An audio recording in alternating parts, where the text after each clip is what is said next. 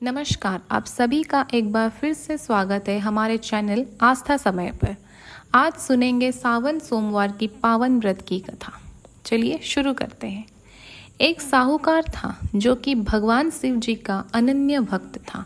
उसके पास धन मान से किसी भी चीज़ की कोई भी कमी नहीं थी, लेकिन उसकी कोई संतान नहीं था और वो इसी कामना को लेकर रोज भगवान शिव जी के मंदिर जाकर दीप जलाता था।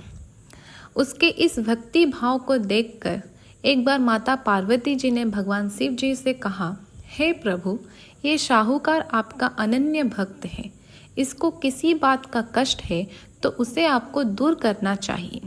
शिव जी बोले, हे पार्वती, इस साहूकार को कोई पुत्र नहीं है, ये इसके दुखी है। माता पार्वती ने कहा, हे ईश्वर, कृपा करके इसे पुत्र का वरदान दे दीजिए। तब भोलेनाथ ने कहा, हे पार्वती, साहूकार के भाग्य में पुत्र का योग नहीं है। ऐसे में अगर इसे पुत्र प्राप्ति का वरदान मिल भी गया तो वो केवल 12 वर्ष की आयु तक ही जीवित रहेगा। ये सुनने के बाद भी माता पार्वती ने कहा, हे प्रभु, आपको इस साहूकार को पुत्र वरदान देना ही होगा, नहीं तो आपके भक्त आपको पूजा क्यों करेंगे। माता पार्वती ने बार बार कहने पर भोलेनाथ ने साहूकार को पुत्र का वरदान दे दिया, लेकिन ये भी कहा कि वो केवल 12 वर्ष तक जीवित रहेगा। साहूकार ये सारी बातें सुन रहा था, इसीलिए इसे सुनकर वो ना खुशी हुआ ना ही दुख। वो पहले की तरह भोलेनाथ की पूजा अर्चना में लगा रहा और उधर सेठानी गर्भवती हो गई और 9वें महीने में उसे एक सुंदर बालक की प्राप्ति हुई।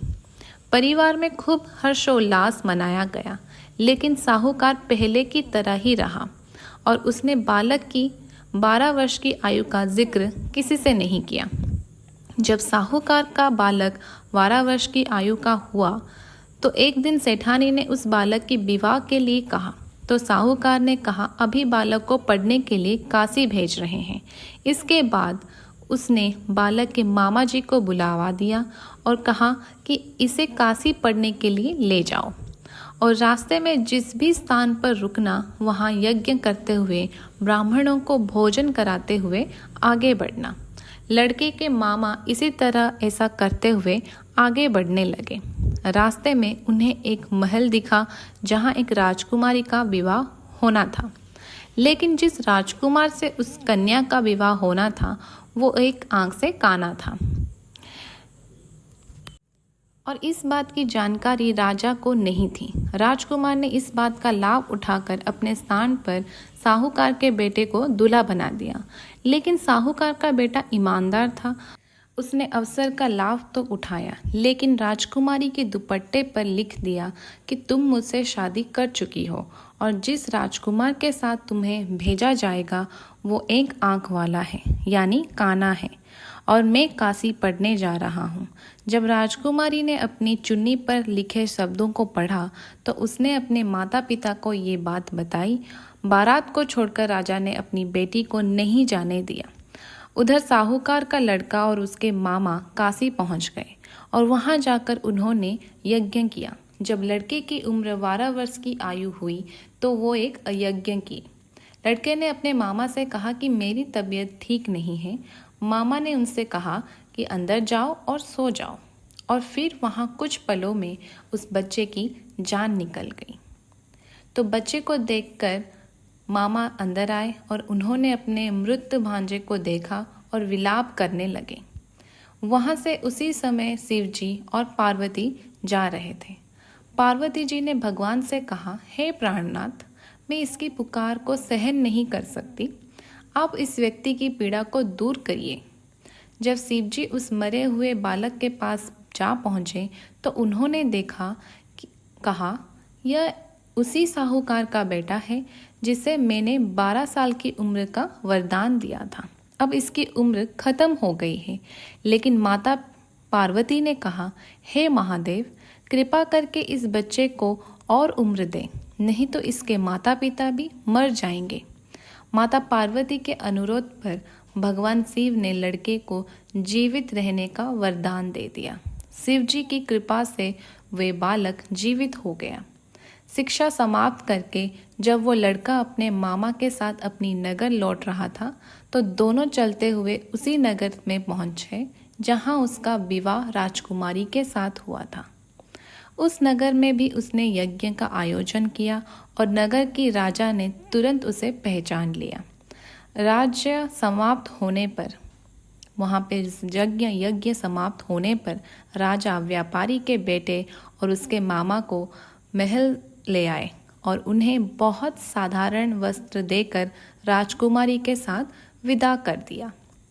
लड़का और उसके मामा जब अपने नगर में पहुँचे तो नगर में पहुँचते ही एक दूत को भेजकर अपने आने की सूचना दी। बेटे के जीवित वापस लौटने पर सूचना पाकर व्यापारी बहुत प्रसन्न हुआ।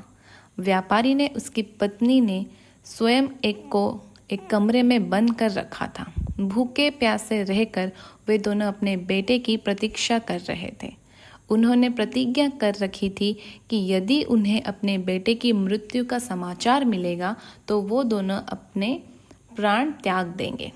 व्यापारी अपनी पत्नी के साथ नगर के द्वार पर जा पहुंचा।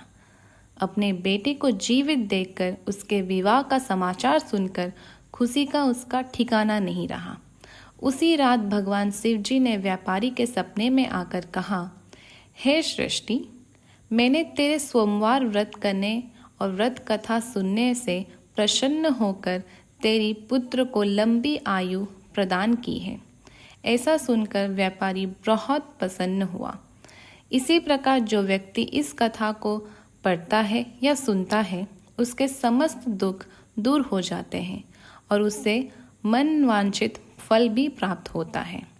तो ये सावन सोमवार की व्रत कथा आपको कैसी लगी कमेंट सेक्शन में ज़रूर बताइए और साथ ही मेरे चैनल आस्था समय को सब्सक्राइब करना ना भूलें। वीडियो अच्छी लगी हो तो लाइक करें, शेयर करें। धन्यवाद।